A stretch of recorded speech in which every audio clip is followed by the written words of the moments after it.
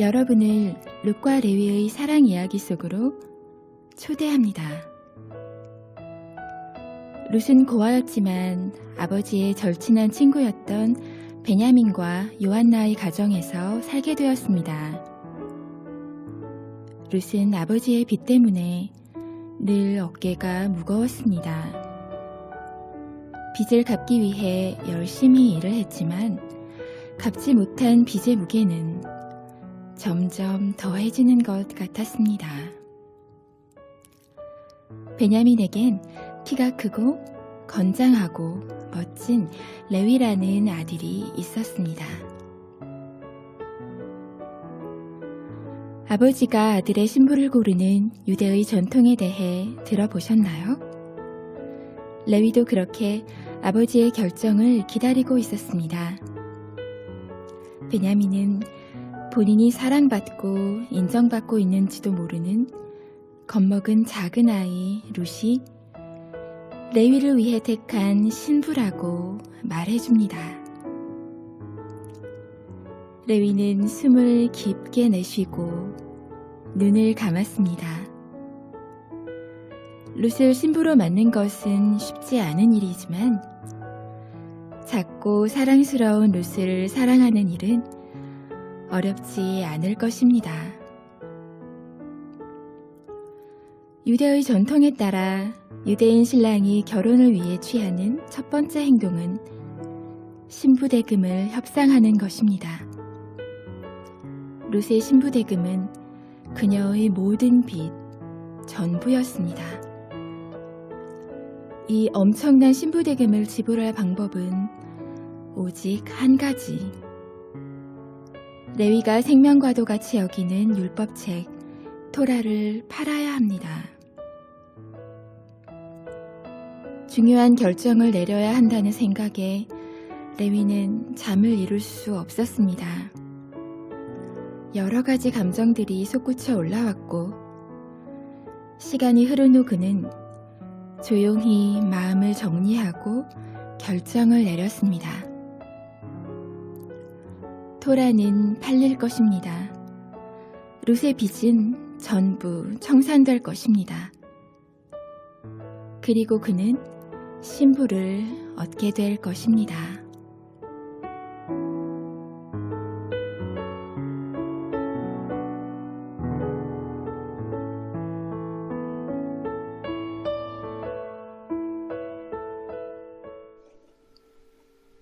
예수님과의 혼인잔치에 여러분을 초대합니다. 1과는 당신을 택하신 주님이십니다. 우리가 6주간 함께 하게 될 회복의 주제가 바로 결혼식에 대한 것입니다.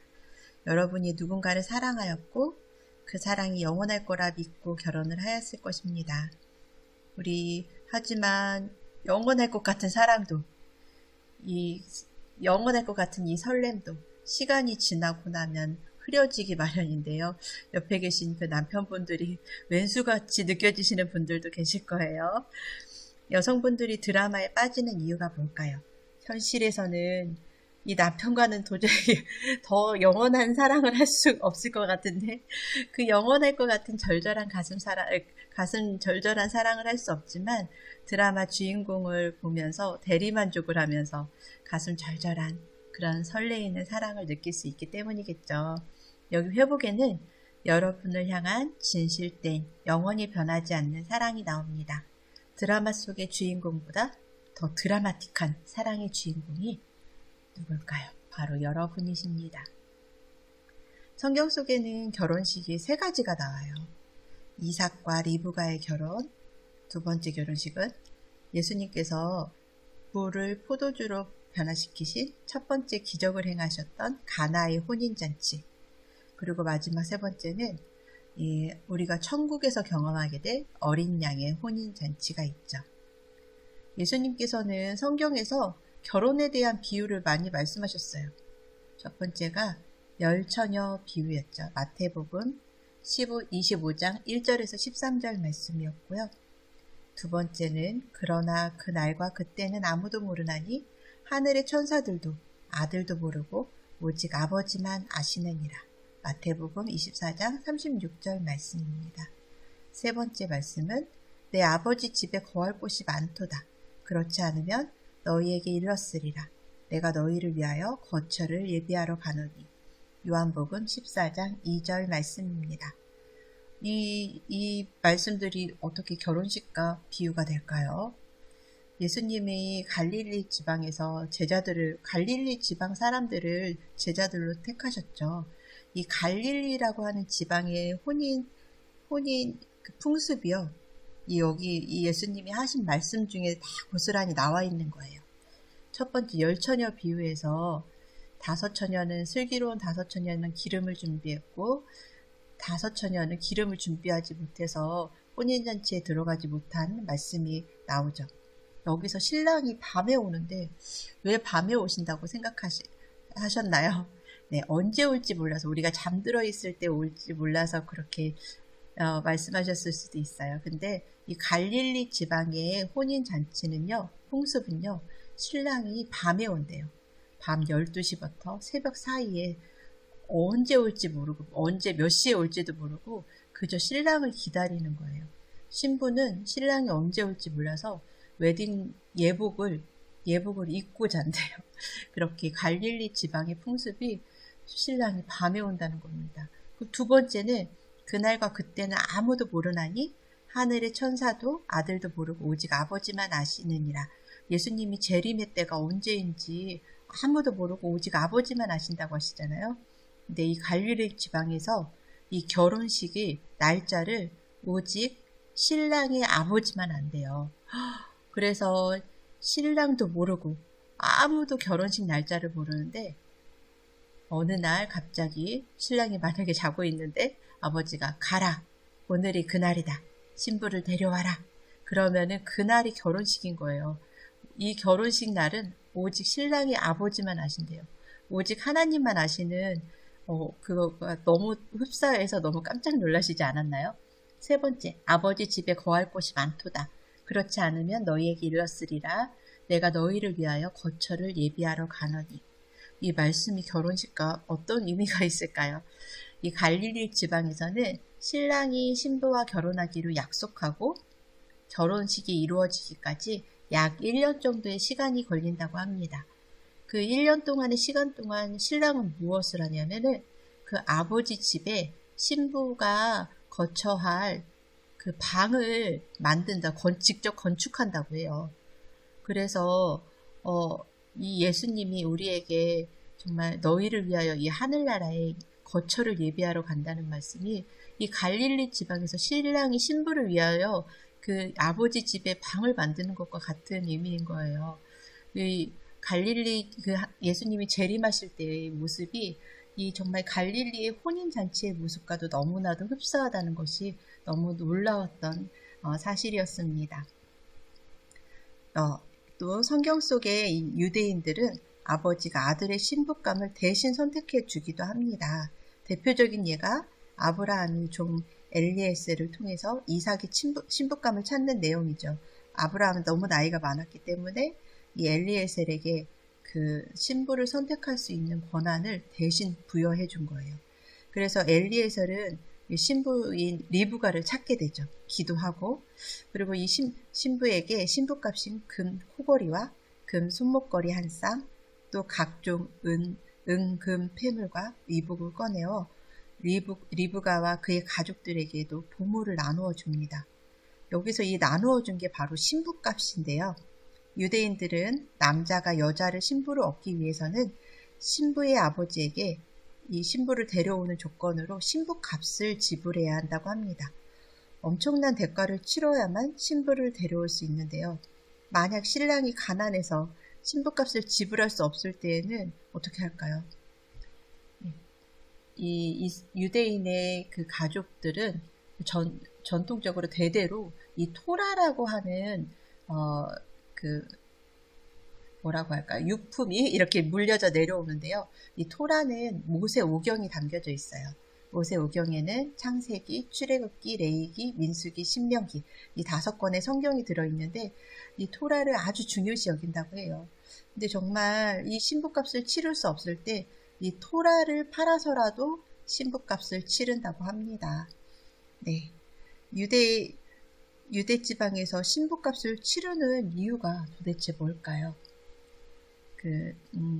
표면적으로 보면은 이 신부가 이 친정집에서 일했던 일꾼으로 비유하자면 그렇지만 일을 하면서 일꾼의 그런 싹시 있었을 거 아니에요?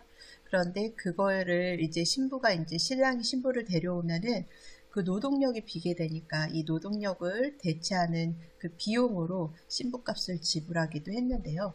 이 정말 신부값의 근본적인 이유를 찾아보면요. 그 이유는 첫째로 신부의 명예를 위해서입니다. 신부의 아버지는 신랑이 지불하기 부담스러울 정도로 큰 액수의 신부값을 요구한다고 합니다. 그런데 우리나라에서 옛날에 우리나라 조선시대 때 그럴 때뿐만 아니라 고대의 유대 지방에서도 여성이라는 존재는 존중받지 못했었습니다. 오병이어의 기적에서 남자만 5,000명이었더라 라는 구절만 봤을 때에도 여성은 사람의 수에도 세이지 못할 정도로 아주 낮고 천한 존재였습니다. 그런데 그런 여성이 이 신부값을 받음으로 이토록 이 여성이란 존재가 귀하고 소중한 존재라는 것을 인정받을 수 있었습니다. 한 선교사님이 아프리카의 한 부족에 도착했는데 그 부족의 추장과 추장의 부인을 만나게 되었다고 합니다. 근데 이렇게 서로 대화를 하면서 추장의 부인이 너무 지혜롭고 아름다웠다고 해요. 그래서 선교사님이 두 분이 어떻게 결혼하게 되었는지 물어보았답니다. 지금의 추장은 아버지도 추장이었는데요. 아프리카도 이 유대 지방과 같이 신부를 데려오기 위해서는 신부 값을 지불한다고 해요.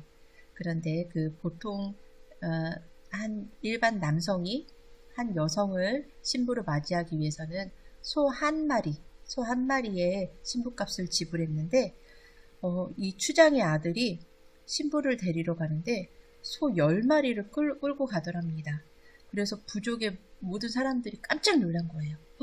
아니 얼마나 훌륭한 신부를 데려오기 위해서 10마리의 소를 끌고 가나. 그래서 막 정말 그 신부를 보기 위해서 그 온 부족의 마을 사람들이 그 신랑을 따라갔다고 합니다. 소 10마리를 끌고 가는 신랑을 따라가서 그 신부를 보기 위해서 그 어떤 집 앞에 그 신랑이 그 추장의 아들이 집 앞에 서서 신부를 불렀답니다. 근데 그 집에서 나오는 그 아가씨는 몸도 왜소하고 얼굴도 그렇게 그닥 아름답지 않던 그런 자매였대요. 그래서 사람들이 뭐 저런 자매를 얻기 위해서 소를 10마리나 이렇게 끌고 오나 하고서 깜짝 놀라면서 또 실망하면서 돌아갔다고 해요. 그런데 이 추장의 아들은 이 결혼한 아가씨에게 당신은 소 10마리의 가치가 있는 사람이요 라며 청혼을 했다고 합니다. 자신감도 없고 외모도 아름답지 못했던 이 아가씨는 추장의 아내가 되고 변했다고 합니다. 나는 소 10마리의 가치 있는 사람이다 생각하면서 소 10마리의 가치 있는 사람으로 생각하고 소 10마리의 가치 있는 사람으로 행동했다고 합니다. 그래서 그 마을에서 나중에는 가장 존경받는 추장의 부인이 되었다고 합니다. 너무 아름다운 이야기 아닌가요? 우리도 이렇게 가치가 느껴지지 않는 존재들이었지만 예수님의 피값으로 가치 있는 삶을 살게 되었으니 소 10마리의 가치 있는 사람, 그 추장의 부인보다 더 가치 있는 인생이 우리의 인생이 아닐까 생각해 봅니다. 두 번째, 신부값을 요구하는 이유는 신랑에게 신부값을 지급하게 함으로써 신부가 얼마나 존귀하고 얼마나 귀한 존재인지 깨닫게 하기 위해서입니다. 하나님께서는 우리를 아들인 예수님의 신부로 택하셨고 또 예수님은 우리를 신부로 맞아들이기 위해서 십자가라는 신부값을 치르심으로 우리에 대한 대가를 치르셨습니다. 예수님의 제자였던 유다가 은 30으로 예수님을 팔았던 걸 여러분도 기억하시겠죠? 예수님은 우리를 사시기 위해서 자신을 파셨습니다. 예수님의 십자가 형벌은 예수님께서 선택하시기 쉬운 선택이 아니셨어요. 우리가 너무나도 잘 알고 있는 겟세마네에서의 땀 흘리며 고뇌하시며 기도하시고 결정하신 선택이었습니다. 우리는 그 예수님의 피값으로 산 신부입니다. 예수님은 피값으로 우리의 모든 죄값을 지불하셨습니다. 우리가 얼마나 가치 있는 존재입니까? 우리가 결혼을 하고 자녀를 낳고 기르면서 또 나이가 들어가면서 자존감이 바닥을 칠 때도 있습니다. 아무것도 못할 것 같고 우울해지고 내 마음 내 뜻대로 되지 않는 삶을 보면서 실패자라는 느낌이 들 때도 있습니다. 도대체 내 모습이 하나도 마음에 드는 구석이 없어서 하나님이 나 같은 자를 과연 선택하실까 하는 그런 생각도 듭니다. 하지만 분명한 것은 그것은 모두 거짓 메시지라는 것입니다. 분명한 것은 우리는 모두 하나님께서 선택하셨고 예수님의 피값으로 대가를 치른 예수님의 신부라는 사실입니다. 이것이 진리입니다. 요한복음 15장 16절을 보면요. 너희가 나를 택한 것이 아니요 내가 너희를 택하여 세웠나니 이는 너희로 가서 열매를 맺게 하고 너희 열매가 항상 있게 하여 내 이름으로 아버지께 무엇을 구하든지 다 받게 하려 함이라. 우리는 예수님이 자신의 생명을 주시기까지 크고 놀라운 사랑을 받는 신부입니다. 예수님께서 치르신 그 신부값을 통해 온 땅의 왕이신 예수님께서 우리를 왕의 자녀, 왕비, 또 하나님의 자녀라는 신분으로 변화시켜 주셨습니다. 우리는 예수님의 신부로서의 삶을 살아야 됩니다. 예수님의 그 가치를 가진 삶을 살아야 됩니다. 또한 하나님 자녀로서의 가치 있는 삶을 살아야 합니다. 우리의 삶에서 실패하고 넘어지고 또한 너무나도 큰 환난으로 인해 많은 상처와 아픔으로 그 마음을 그대로 품고 사시는 분들이 많이 계신 것 같아요. 그리고 또 삶의 무게에 짓눌려서 아무것도 할 수 없을 것 같은 무기력에 빠진 분들도 계실 것입니다. 하지만 앞으로 6주간 이 회복을 통해서 하나님의 크신 사랑, 하나님의 그 사랑이 얼마나 큰지 가늠할 수도 없는 그 크신 사랑, 우리 교회보다도 크고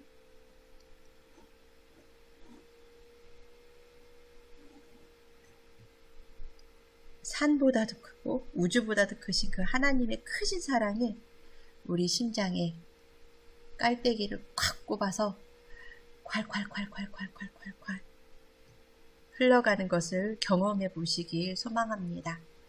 우리 정말 온 심장뿐만 아니라 심장을 통해서 머리끝부터 발끝까지 하나님의 사랑으로 가득 차시는 그런 6주간의 경험이 되시길 기도합니다. 그 사랑으로 회복할 때 우리는 아내로서, 엄마로서, 또 하나님 나라의 사명자로서의 역할을 감당할 수 있을 것입니다.